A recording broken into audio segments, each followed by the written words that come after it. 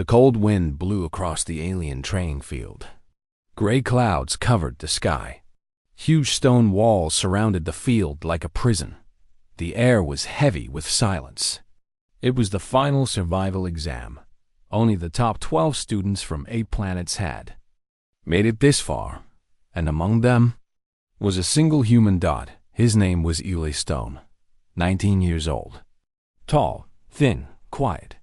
He stood at the edge of the group, looking around carefully while others laughed or talked big. Eli wasn't from a powerful planet. Earth wasn't known for war. The alien students came from warrior races, giants with scales, fast hunters with claws, smart telepaths with glowing eyes. But today, none of that mattered. A loud voice echoed from above. It came from the sky speakers. Attention finalists. Welcome to the last test of the Galactic Survival Course. Today, we test your mind, your body, and your spirit. Another voice joined. As per exam rules, no weapons, no tech, and no armor are allowed. You will be dropped into Zone 9. You must survive for 7 planetary hours. One beast has been released. It hunts for sport. Only one of you needs to survive. That line hit like a punch. Only one needed to survive. Eli's eyes sharpened. Around him, students whispered. A few of them grinned. They thought it was a game. They didn't know what was coming. 1 hour later, the drop pod slammed into the icy ground. The door opened. With a hiss, Eli stepped out into a dead forest. Black trees twisted into the fog. The ground was wet and cold, like a grave. He didn't move. He listened far away. A howl. It wasn't a normal animal. It sounded angry. It sounded smart. The other students had landed in different spots.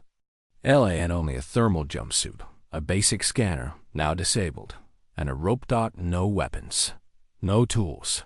He picked up a rock, felt its weight, then picked up a stick. Not much, but better than nothing. 5 minutes later, scream tore through the forest. Then silence. Eli ducked behind a tree. He didn't run toward the sound like the brave ones. He didn't hide underground like the fearful ones. He stayed. Calm. He watched. He waited. Footsteps. Big ones. Then he saw it. The beast. 9 feet tall. Black skin like steel. 6 legs. A face like a skull with yellow burning eyes. It walked like a hunter. Not fast. Slow. Confident. It carried a smell. Like blood and rust. Eli didn't breathe. The beast sniffed the air. It turned its head. Looked.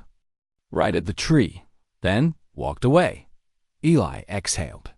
He wasn't ready yet. 30 minutes later, Eli started moving. But not randomly. He began to build. He found a cave. Dug a trench with his hands and a flat stone. Used vines to make tripwires. Sharpened sticks. Piled rocks on a high branch ready to fall. He even used tree sap to glue pebbles to his boots for grip and quiet movement. This wasn't strength. This was strategy. He remembered his grandfather's words back on Earth. In a fair fight, you die. Make the fight unfair. Use what you got. Meanwhile, across the field, the alien students fought each other. Some tried teaming up. Some tried hiding. Most didn't make it. The beast moved fast when it wanted to. It used its claws like knives. It could smell fear. It learned. Quickly. Too quickly. But it didn't know Eli was watching. And learning too. 2 hours left. Eli was ready. He made a fake trail using broken branches and his own scent. He placed noisy leaves in one direction and silent snow in another. He covered his cave with bark and smoke ash. Then he climbed up a tall tree and waited.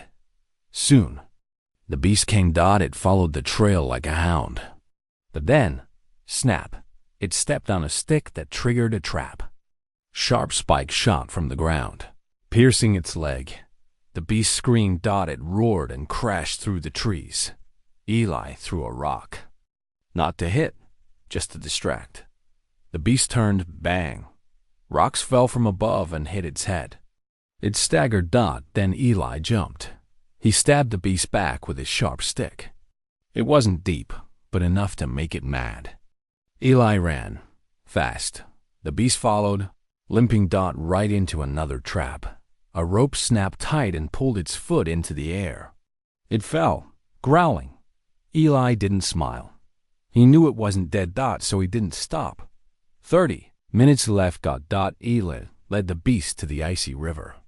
He had planned this final trap all day. He had cut a thin path in the ice, covered it with snow. He ran across it fast. The beast followed, heavy, angry. The ice cracked. Crash. The beast fell into the freezing water. It roared, tried to climb out. Eli stood above it, holding a long branch. He stabbed down. Again and again. The water turned dark. The beast stopped moving. A siren echoed. Final hour completed. Survival confirmed. Winner, Eli Stone of Earth. A light beam lifted him from the forest. Up into the air. As he rose, he looked down at the broken ice and whispered to himself, "No weapons needed." The cold wind touched Eli's face as he stood on the landing platform. He was back inside the observation dome, a floating station above the test world.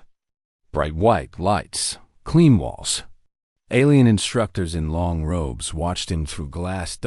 Most of them didn't clap. They didn't smile. Just stared, because they were surprised. A human had survived, and not just survived. He had defeated the beast. Without a single weapon. An old alien with silver skin stepped forward. His voice was deep and slow. "Student Eli Stone, Earth Sector. You have passed." Eli stayed quiet. "You used rocks, sticks, traps. You planned. You adapted." A tall insectoid instructor hissed, "Primitive tricks. No honor, no direct fight." Eli looked at him and replied softly, "It wasn't a fight. It was survival. You said only one survives, so I did." The instructors looked at each other. A younger alien instructor leaned forward. "Tell us, how did you beat the creature?" "It had armor. It had heat vision. You had nothing." Eli shrugged. "That's not true. I had fear. And fear made me smart." Silence filled the room. The instructors whispered. Some nodded. Some frowned. Suddenly, the screen behind Eli flickered. A live feed appeared. Another group of students was preparing for their test.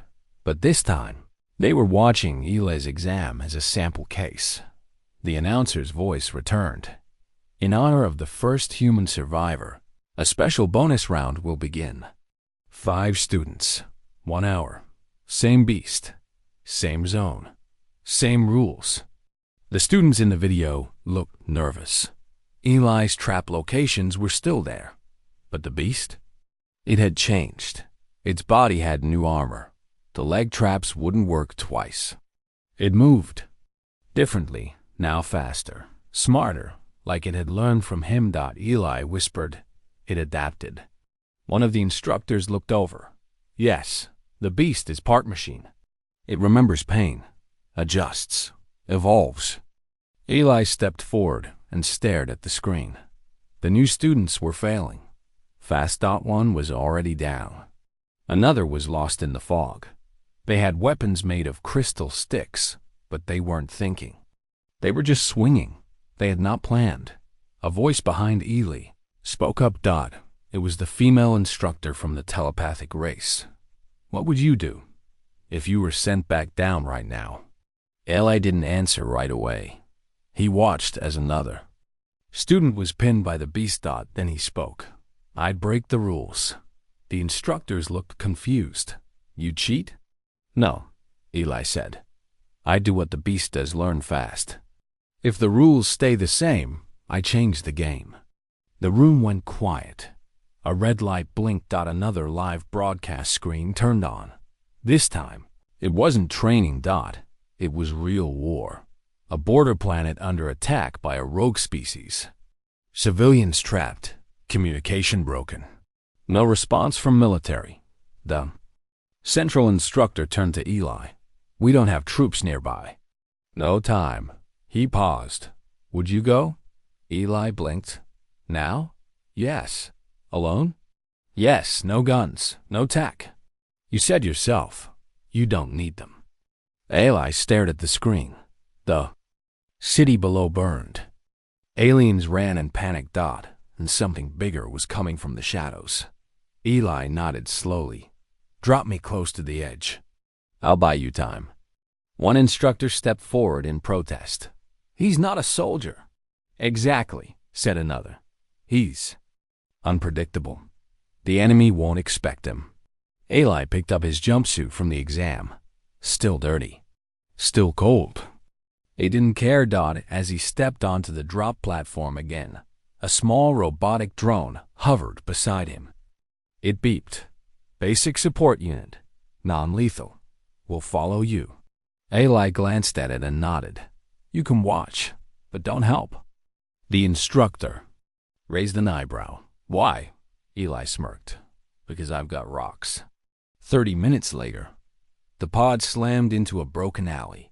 Smoke filled the air. Sirens wailed. Eli stepped out. The sky was dark. Buildings half burned. Streets cracked. And in the distance, giant shapes moved like shadows with red eyes.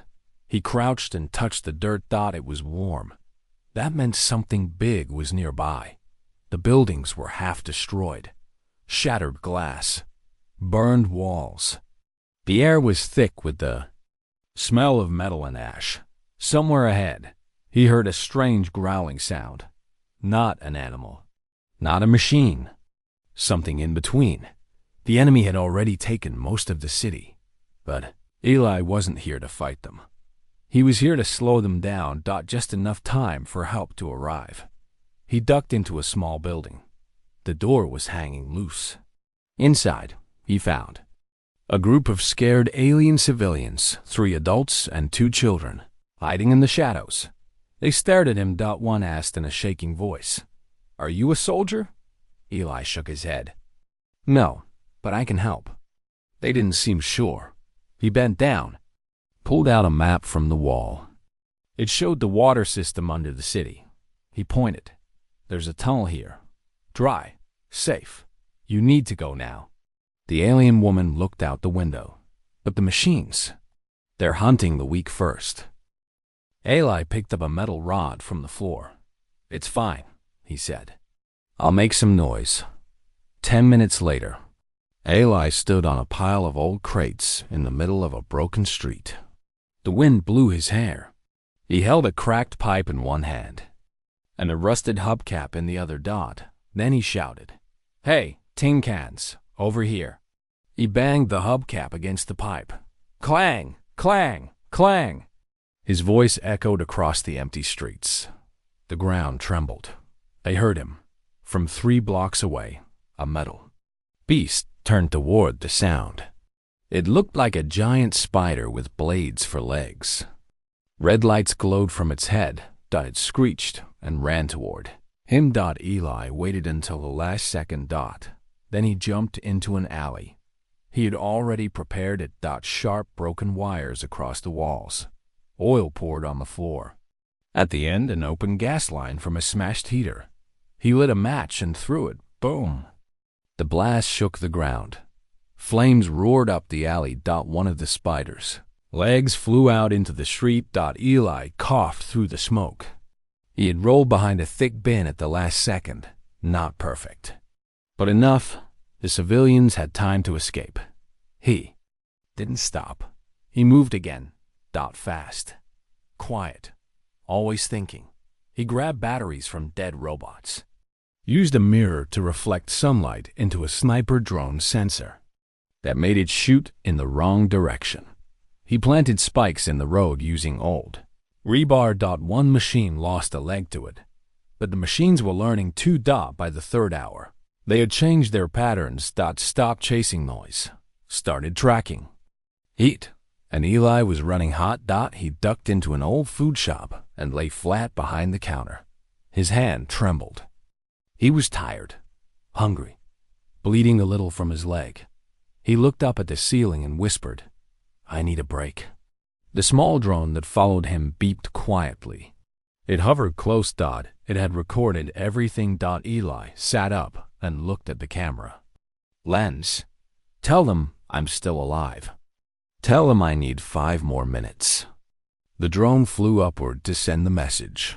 Eli pulled a half-broken chair and sat down. Suddenly, the wall behind him exploded. The hunter droid had found him. It was tall, fast, covered in black armor. Its eyes scanned like lasers. It aimed its blaster. Bud. Eli threw flour from a shelf into its face.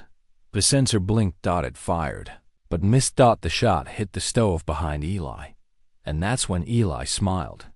"Thanks for cooking my plan." He jumped out the window as the entire kitchen exploded behind him. He rolled into the street and limped toward an old transport truck. Jumped inside. Slammed the door. Breathe in. Breathe out. He wiped blood from his arm. Looked out the window. More droids were coming, but now they were slow. Half of them were damaged. Confused. Eli had broken their system. Then a voice spoke in his earpiece. A signal finally came through. It was the same old instructor from the survival test. "Eli, help has arrived. Extraction ship is inbound. 10 minutes. Eli leaned back. 10 minutes. That's all. He had survived longer and worse, but he wasn't done yet. He grabbed a can of paint from the truck, wrote something on the roof in big, clear letters, "Decoy inside."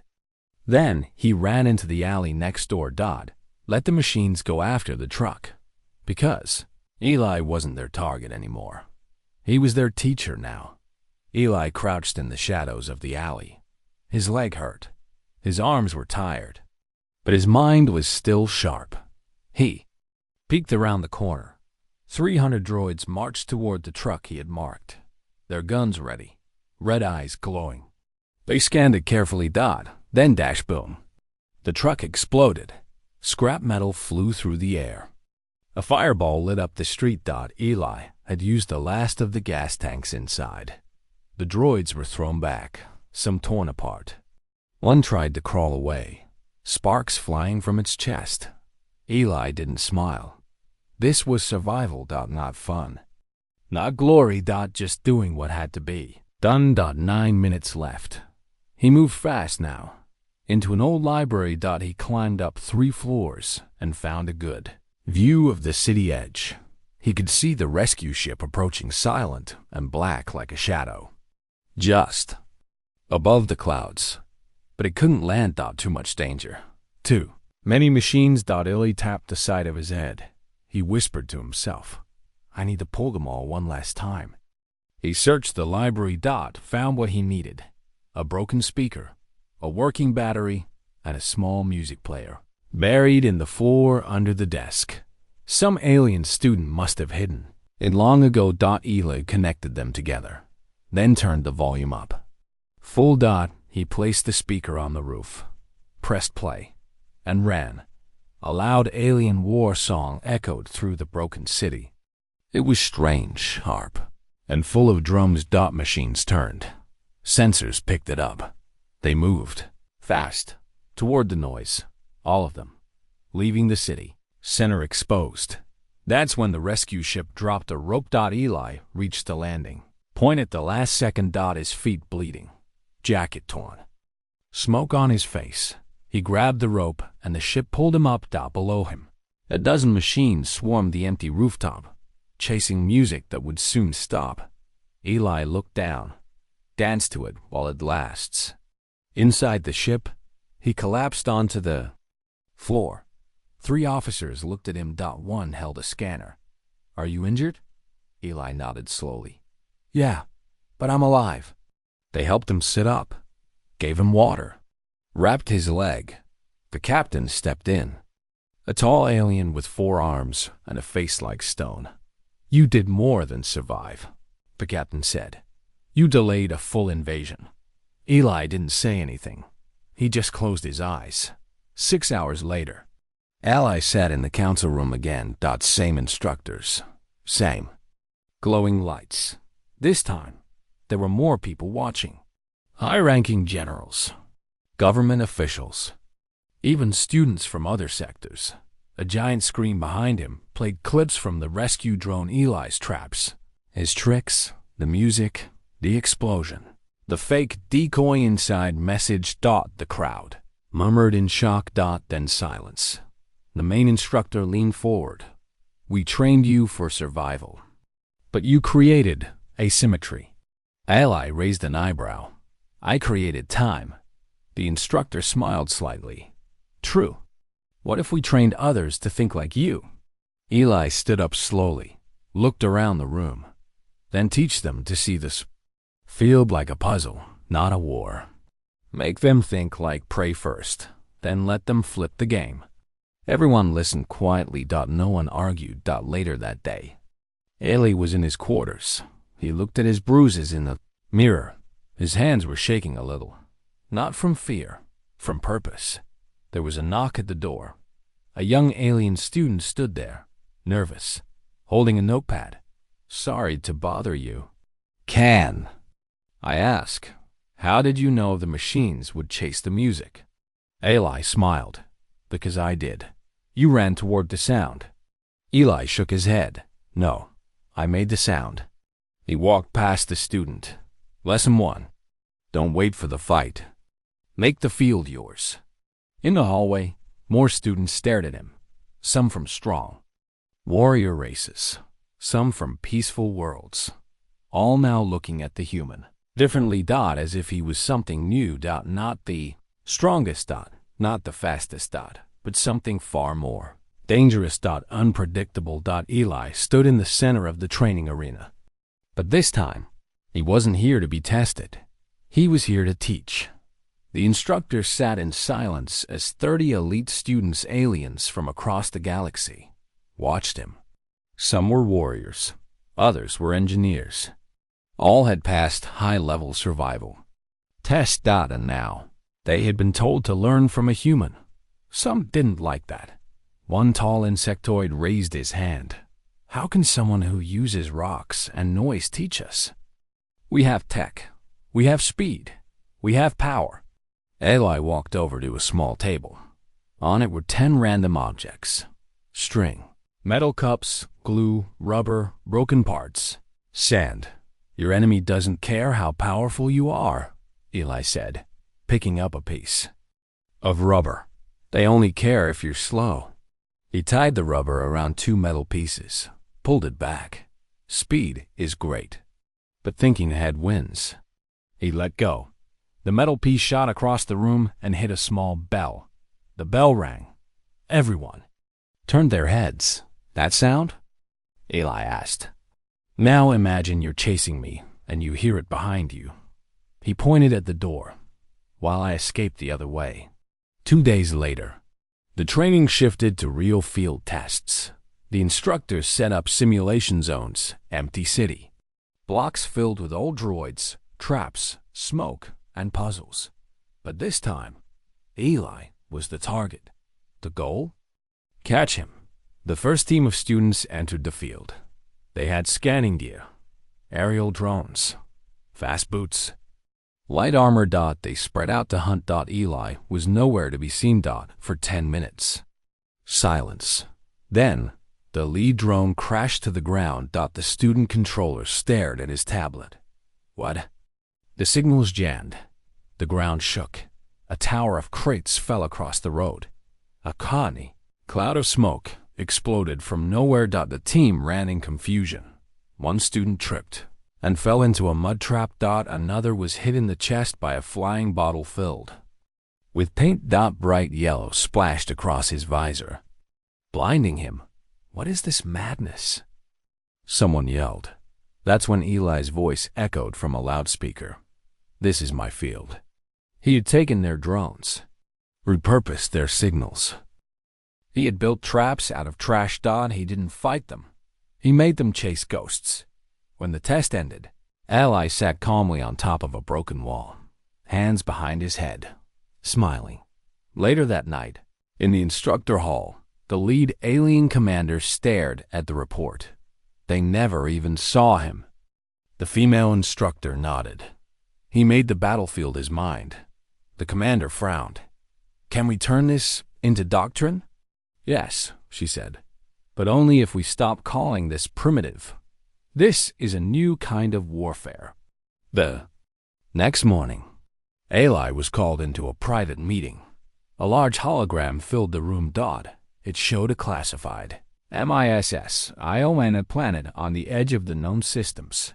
Small, forest-heavy, no tech zone. Dangerous creatures. A research base went dark 3 days ago, the instructor said. Last signal said, "They're not beasts. They're playing with us." Eli narrowed his eyes. "They're hunting?" "Worse," the instructor replied. "They're toying." Eli leaned in. "You want me to go in?" "Yes, but not alone." "With who?" A door opened. A young alien student stepped in. The same one who had asked about the music trap, nervous, determined. "She scored highest after your training simulation," the instructor said. Eli stood and looked at her. "You ready to get your hands dirty?" She nodded. "You gonna let me?" Eli smiled. "I'll teach you everything. Just don't blink." Hours later, a black stealth pod dropped through the clouds of the dark planet. Inside, Eli and the student geared up. No guns, just ropes, noise devices, paintballs, tripwire, and basic tools. As the pod lowered, Eli whispered, "Remember, this isn't a fight. This is a conversation between their instincts and our brains." The girl looked at him. "And what if they don't listen?" Eli smirked. "Then we scream louder." The hatch opened. They stepped into the fog. Unknown. Jungle. No backup. Only brains and traps. Thick fog hung in the alien jungle. Trees twisted like claws. Vines dripped with glowing blue sap. Strange sounds echoed through the dark woods. Clicks, growls, whispers that weren't wind. Eli crouched low, scanning the ground. His eyes didn't miss much. Beside him, Raya, the young alien student, kept quiet. Her four-fingered hands gripped a small scanner, non-electric, just heat-sensitive paint. They had to stay low-tech. No signals. No noise. "This planet doesn't want us here," she whispered. Eli nodded. "That's why we came." They were only 10 minutes in. Already, they had passed 2 half-destroyed research pods, clawed open, blood inside, no bodies. Whatever had attacked didn't kill fast. It played. Eli pointed to some broken branches. Something big. Moves low. Sharp weight in the back legs. Raya studied the marks, but no drag lines. "It moves smooth," Eli agreed, "which means it's a hunter." They didn't speak after that. Words were noise. And now here, noise meant death. 20 minutes later. They found the first trap. But not one they made. It was an old Federation body, half buried. Half. STNDINGA, blinking badge on its chest. Eli narrowed his eyes. "That light's a lure." He pulled a string gently. Snap. 3 jagged sticks launched from the trees nearby. If Raya had stepped forward, she would have been speared. Her eyes widened. "They set traps using our dead?" Eli didn't answer. He was already thinking ahead. If they had that kind of cleverness. This wasn't an animal. This was tactical intelligence. He picked up a flat stone and scratched. A small diagram in the dirt. A map. Trails. Danger spots. He circled one area. "Let's go there." Raya pointed at it. "Why?" "Because it looks like a place I wouldn't go." "So you will?" Eli smiled. "Exactly. That's how we trick the tricksters." They reached the zone, an open field surrounded by tall alien grass. Too quiet. No Wind. No bugs. Ely placed a small mirror in the center, then set up a circle of pebbles around it. Raya raised an eyebrow. What's that for? A trap, Eli said. For who? He looked at her. Us. Raya frowned. I don't understand. Eli replied, if we get caught, we'll need to know if we're being watched from inside the grass. The mirror will flash. The pebbles will scatter if something big walks near. She stared at him, surprised. You're planning for being hunted? He shrugged. Always. That's the game. That night, they set up a shelter. Just a hole under thick roots, hidden by leaves and dirt. They took turns watching the mirror. At midnight, it flashed once. Raya tensed. It's here. Eli pulled a small bag of powder from his pouch. Blind dust, he said. If we throw it in the eyes, it buys us 5 seconds. The shape didn't come closer, but they heard it. Low breathing. And then, a sound they didn't expect. Laughter. Soft. Mocking. Then gone. Raya looked shaken. That wasn't normal. Eli stayed calm. No, it wants us to be scared. It's not just a hunter. It's a performer. Next day, detracted using scent markers and broken foliage. Each step forward was a test. Once, a branch nearly snapped under Raya's foot, but she caught it, remembering Eli's warning. Nature whispers before it screams. Suddenly, they found a wall, made from bones. Human. Alien. Cleaned and arranged. A message scratched into a rock beside it. Still here. Still watching. Raya's voice trembled. This thing thinks. It plans. It mocks.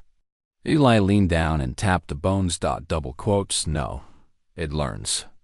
And we're the lesson now. He pulled out a noisemaker from his bag made from hollow bark, stones, and a string. He spun it slowly. It made a soft hum, like a flying insect. They walked deeper into the jungle, letting the sound lead. Eli explained. If it's listening, it'll think we're bugs. Annoying, small, not worth chasing. That's our camouflage now being underestimated. Suddenly, a shape dropped from the trees. Huge, silent. It landed between them. Too fast. Too smooth. Too smart. It had 4 arms. Its eyes glowed green. It stood like a beast, but moved like a soldier. Raya froze. Eli moved. He threw the blind dust into its face. A flash of white powder. The creature roared, shocked, but didn't fall. Remembered. Adapted. It swung. Eli ducked. Rya ran. Eli shouted. Left tree. She knew what it meant.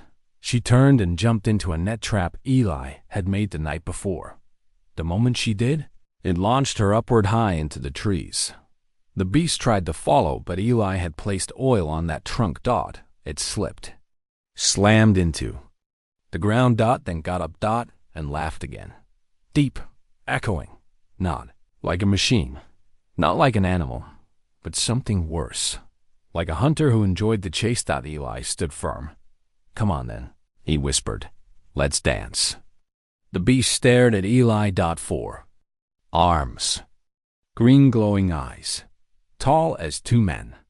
Muscles like steel wrapped in alien skin. But the worst part was the smile. It had learned everything. How Eli fought. How he trapped. How he thought. Now it wanted to beat him at his own game. The jungle was silent. Even the wind held its breath. Eli slowly circled left, keeping trees between him and the beast. His hand reached for the small bag on his belt, his last trick. Inside, fine black powder. Sticky when wet. Loud when burned. The beast charged. Eli ran. Not away toward the bone wall they saw earlier. Behind him, trees shattered. The beast was fast. Too fast. Eli slid under a root, rolled over a rock, then stopped in the center of a shallow pit. He took a deep breath and poured the powder across the grass. Then he knelt, picked up a broken spark crystal from his pouch, and struck it. Crack. The spark hit the powder. F. Oh. A burst of flame exploded, not to kill the beast. To blind it again. This time, Eli didn't run. He used the moment to move in, jumped on its back, wrapped his rope around its eyes. It roared and spun, but he held tight. The beast smashed into a tree. Eli hit the ground hard. Blood in his mouth, vision blurry. The beast stood over him. Grinning. It raised its arm. Eli whispered, "Checkmate." The ground beneath them collapsed. The beast dropped into a hole Eli had dug earlier.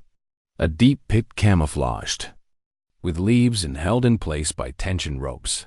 He had led it there. The whole time, the beast hit the bottom hard. Then, steel spikes pierced its body. Not made by Eli. They were old, from the research base. Used long ago for defense. Eli had just reactivated them using heat. Wires and dry grass. The beast roared one last time, then fell still. Eli dropped to his knees, breathing hard. Rya came swinging down from the trees, her face pale. You killed it?" Eli stood up slowly, wiped the blood from his lip. "I ended the game." 1 hour later, a rescue shuttle arrived. The fog parted. Lights shone through. As they boarded, Eli looked back at the jungle. It was quiet again, but he knew that silence was earned. Back at the station, the instructors watched the footage. Everyone was silent as the last scene played. Eli jumping on the beast's back. The final trap. The fall. The spikes. Then, the council stood. The commander raised his voice. "Eli Stone of Earth, you have passed every level of survival, adaptation, and strategic thinking." He paused. "But more than that, you have taught us something we forgot. That brain beats brawn. That rules are tools. That cleverness is a weapon." He turned to the crowd. "We named this strategy the human method." Applause followed. Even the students who once laughed at Eli now watched him with respect. One of them whispered, "He fought with nothing, and still won." Later that night, Rya found Eli sitting alone in the training yard, looking at the stars. She sat next to him. "What now?" Eli smiled. "Now? We teach them what they never knew. That you don't need laser guns or warships. You just need a mind that never stops thinking." She looked up at the sky. "Do you think they'll remember your name?" Eli chuckled. "They won't have to. They'll remember the traps." Final scene. In a small classroom on a faraway planet, a group of young cadets sat in front of a screen. The title above the lesson, Human Tactics 101. How Rocks, Noise, and Brains Outsmarted the Beast. A photo appeared. Eli, dirty, tired, and smiling. And the message below read, "In war or survival, if you can't fight fair, make sure you don't fight fair at all."